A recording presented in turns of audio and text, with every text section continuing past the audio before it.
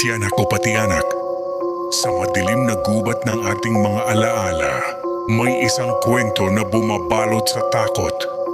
Ang kwento ng tiyanak, isang nilalang na tila isang sanggol, ngunit may kakaibang sigaw na nagdudulot ng pangangamba. Noong dekada 90, ang mga matatanda ay madalas na nagkukuwento tungkol sa kanya upang takutin ang mga kabataan. Sa gitna ng gabi, kapag ang buwan ay nakatago sa ulap, ang tiyanak ay lumalabas.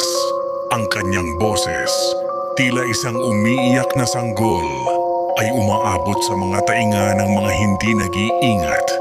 Pero huwag magpaloko.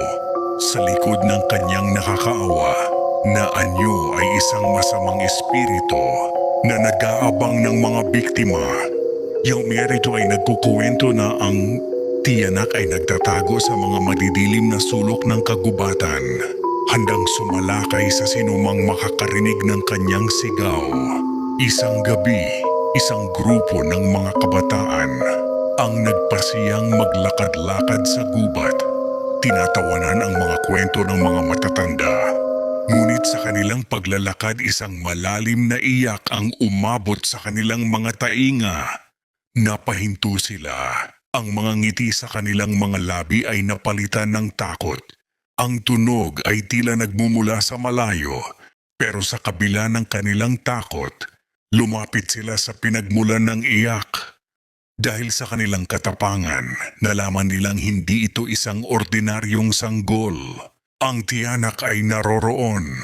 Ang kanyang mga mata ay nagliliyab sa dilim.